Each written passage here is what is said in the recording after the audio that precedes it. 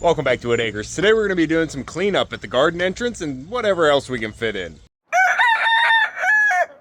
Most of you know we've been working on this ditch project here for a while now. I'm pretty much wrapped up with it. I actually have it all raked out smooth going down to the pond. And that right there is what we're shooting for the rest of this ditch line. Going up to the barn is already smoothed out, and I have everything around the barn there cleaned up. Hey Sammy, little row. But going over to, oh, the geyser. Good timing. Going over to the food forest and coming down here to the pond all still needs raked out smooth before we can get grass seed and hay on it. But today I want to work on the line going down to the vegetable garden entrance. And I'd like to get this area done coming over to this hydrant next to the greenhouse too. Pop. I think we got it spruced up, looking pretty nice here. Got a little rock base and framed it out with some old fence post cutoffs. That's all ready to go there, but now that I have the greenhouse open and I'm trying to get some seeds started, I've been walking around this corner a lot and I really need to get this smoothed out, and I might even get some stone around here. I'd really like to wrap the pond stone right around as a walkway going to the greenhouse and tie this whole area together. Pup. Those are the big plans, but I'd like to just smooth this out so I'm not tripping going to the greenhouse first. But I already dug into this the best I can, and you can see it's just all clay packed in tight.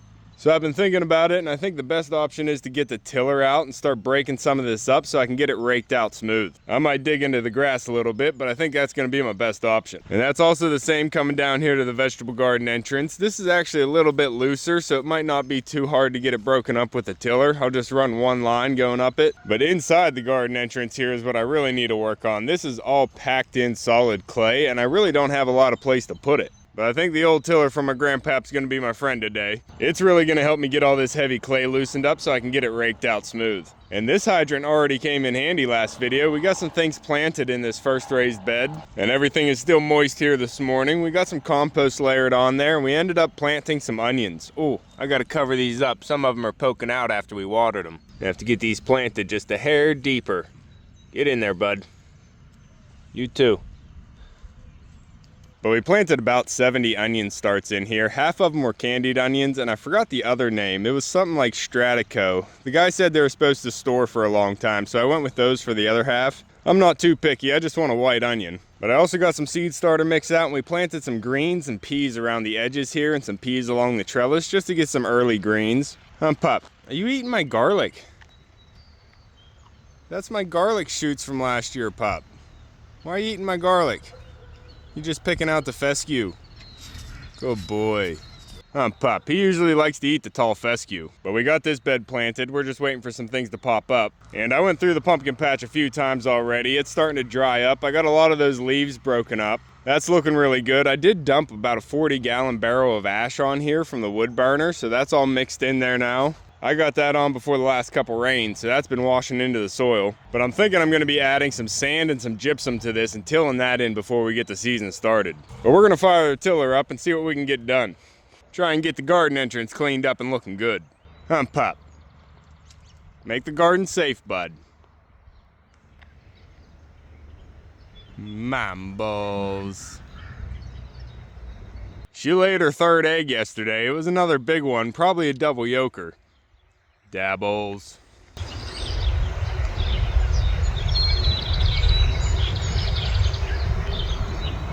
All right, we're gonna have another beautiful day here, so let's try and get some things done.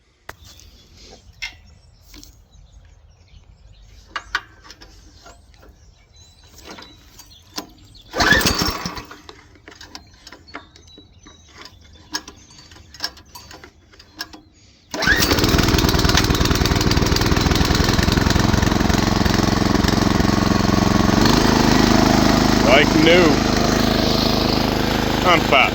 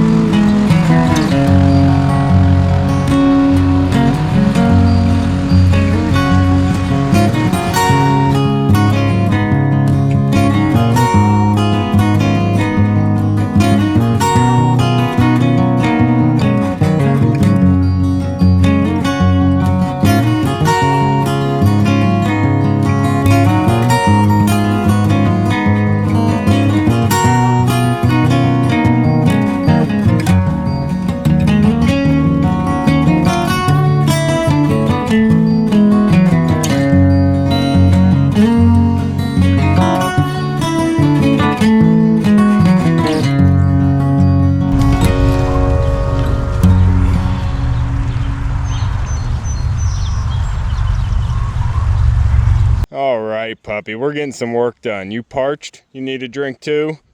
But we're getting a lot of work done out here. That tiller is working just like I was hoping it would. It's getting all that clay broken up so I'm able to rake it out smooth and actually shape it the way I want it here. I'm getting it to curve right around this and actually slope down and into the yard here.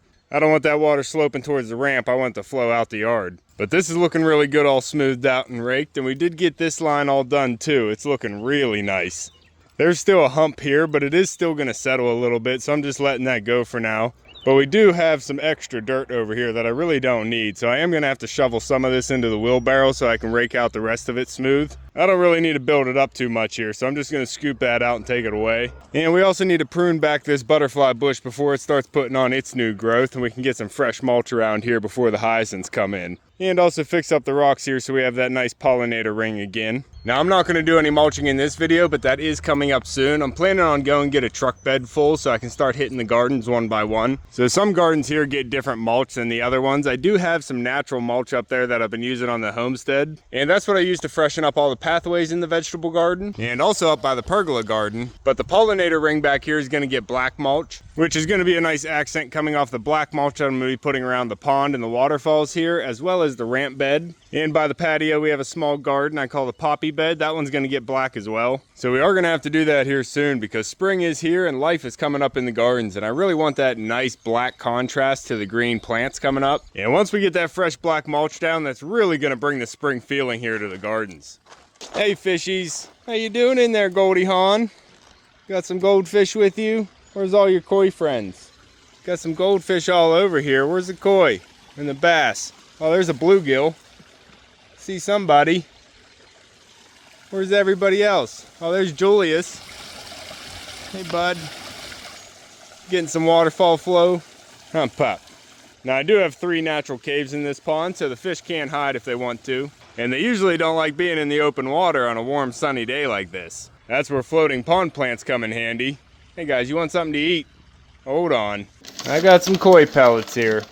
The season's really starting to warm up here, so we can start feeding the fish again. They don't need to be fed during the cold season, but it's not that cold anymore. Here you go, everybody. There's Julius. We have Yang. And the geyser. Gorgeous. Now pop. Turning out to be a beautiful day. But we're going to go ahead and take care of that loose dirt down in the garden and see what we can do about freshening up that entryway.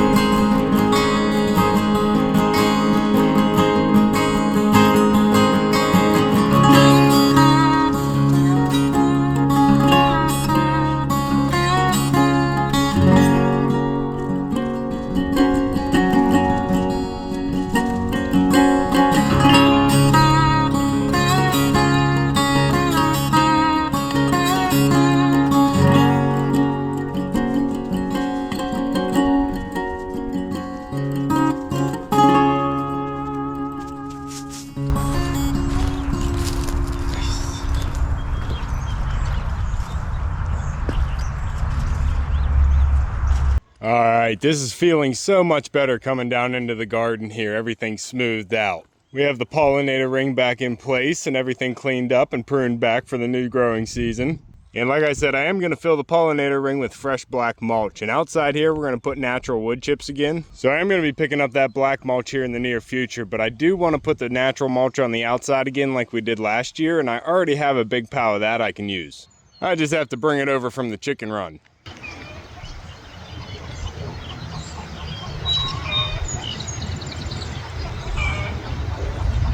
And the field isn't quite dry enough to use the backhoe just yet. You can still see the puddles.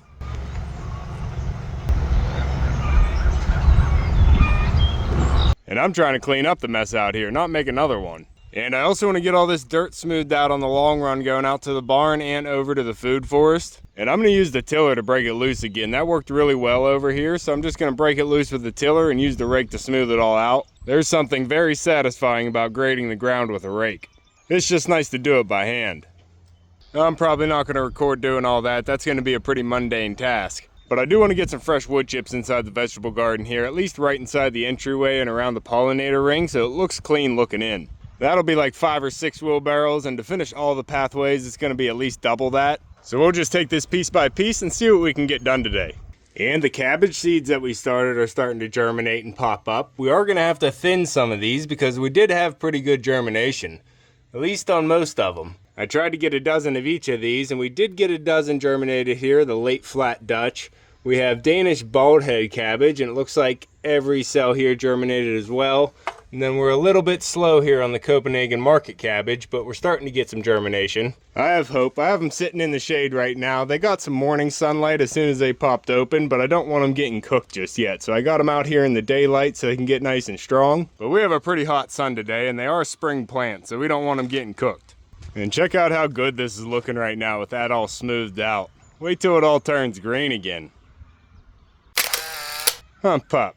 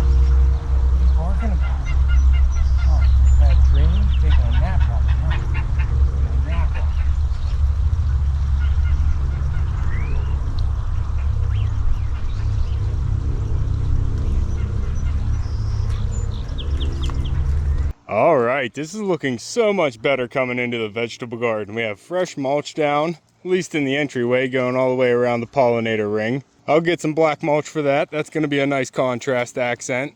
I'm pumping. We still have to do the pathways going around the raised beds here, freshen them up for the season.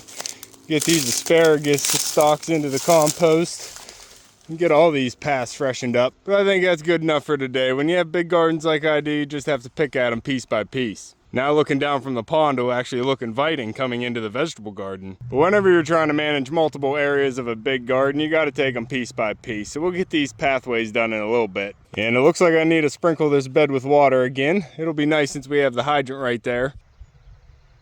But this is all looking so much better in here, and we did get this area flattened out. Thanks, young rooster. Look at him up there.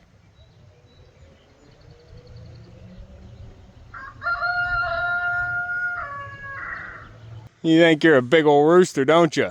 But this is looking good, all raked out here, almost smooth. Like I said, there's still going to be some settling here. But I also got this area smoothed out all the way to where the rototiller's sitting. Thanks, rooster. Just going off right now. I had to make it that far so I had a flat area to actually bring the wheelbarrow over from the mulch pile. And I think that's going to be enough wheelbarrows for today. Now, it feels good to get that done today, but I do want to get some more seeds started as well. Oh, the geyser. I'm Pop, getting a drink at the beach. Gorgeous. We gotta try and get this area cleaned up too and get these tarps out of here. There's always something. But over here in the greenhouse, I have some more seed starting mix that I picked up, and we can actually get another tray filled in. I have the pond water over here ready to wet things down, and I picked up this big cardboard tube from Lowe's last time I stopped. I have plans to start a giant pumpkin again this year, and I was thinking of different pots I could use to try and get the roots out easy. I did use a 5-gallon bucket before, and it was pretty hard to get that thing cut out of there without damaging the roots. There's also these fabric pot options that have Velcro seams you can open up, and it's easy to get them out of here. Sometimes the roots do attach to the fabric, but these actually dry out and they don't hold water very consistently. So I was thinking of the different ways we already start seeds, and some people use toilet paper rolls, and that will work, and you can get them out of them pretty easily. And this is pretty similar to that. You actually pour concrete in here, so it will hold up to water a little bit better than a toilet paper roll. And it's 4 feet tall, so I was thinking I could cut 12-inch sections out of that and get 4 pots for the pumpkins. Now, I'm not entirely sure if I'm going to go that route yet, but that's my idea right now. I kind of do at least want to start tomatoes today. My peppers haven't come up yet, so we're still waiting on those. But tomorrow's supposed to be a really nice day, just like today. And then it's supposed to rain this weekend, and next week's really going to cool off. So I got to push through and really try and get this ditch leveled out. But I'm torn because things are already starting to grow, and I need to get the garden started. Huh, Pop? Alright, it's the following morning. I decided to spread some more dirt instead of start tomatoes. Pup. I had a little bit of time left over last night, and I decided to finish off this long run going to the barn. I rototilled it the rest of the way up there, and then I got it raked out smooth. So now I just have one more trench line to finish up today. And like I said, I'm going to be picking up some hay today, so I'm going to be able to get this completely covered up as well. And then we're supposed to have rain tomorrow, but we have a pretty decent morning here today, so I'm going to go ahead and get the tomatoes started before I get any other projects started. Pop. Oh, the geyser. Gorgeous. Pond's looking a little low though. Need some rain. Pop. But it's looking really good out here. I'm loving that it's all smoothed out coming around to the greenhouse, right past the hydrant here. I do want to get a receptacle hooked up there so I'll be able to have heat and electric coming into the greenhouse. I'll just run an extension cord from there, but I got to get the other end of that wire hooked up first. But right now we're just using the greenhouse as a potting shed here, and I have my pond water in a bucket. I did pick up some more seed starter mix right there, and we are going to be starting some seeds I have. I had to get some more tomato seeds, but I also have some saved seeds from previous years. I have a big boy hybrid here, supposed to be a good slicing tomato. My mom likes slicing tomatoes for sandwiches and such in the summer. I don't really do tomatoes unless it's in salsa or ketchup. But we have an ox heart tomato I saved from last year. That's going to be a nice beefy tomato. Maybe we can use for some salsas or some sauces. And then I just grabbed some snacking ones that we can have fresh in the garden. These are ground cherries. I think they're in the tomato family. They're good for pies, jams, and preserves too. But this one's actually pretty neat to pick because it comes in this little husk you get to pop it out of. Hopefully we can get some and I'll show you. But we also have these ones to snack fresh in the gardens. These are Brad's Atomic Grape. This is one of the only tomatoes that I liked, but it has to be at the right ripeness. Same with the blueberries. If you get them early enough, this tomato actually tastes like a berry. It has a really sweet taste instead of the more saucy tomato taste. I like to have some variety, and whenever my nieces and nephews come over, they can go around and pick things in the gardens.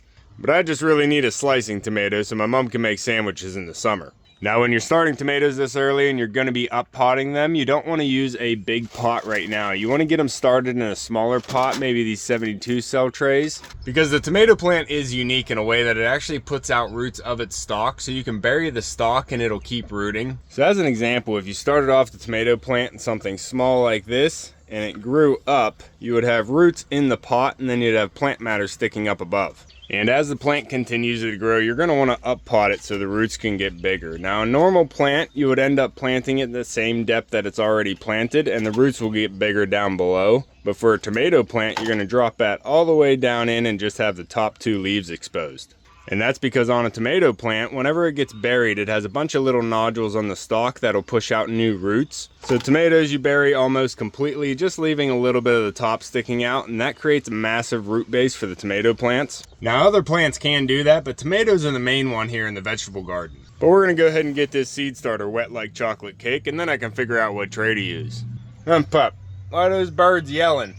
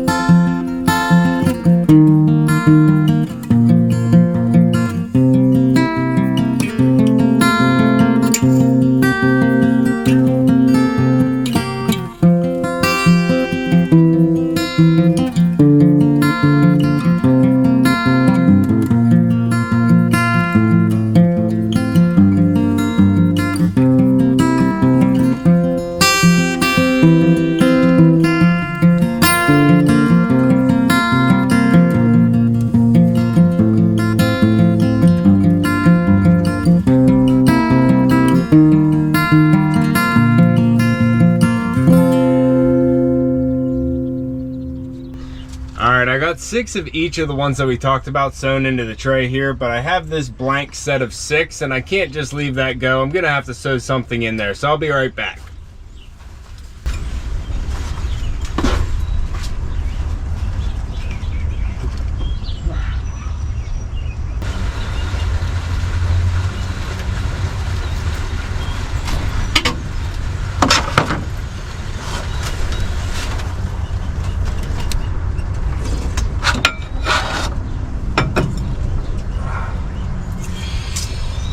I'm gonna go with the Brussels sprouts.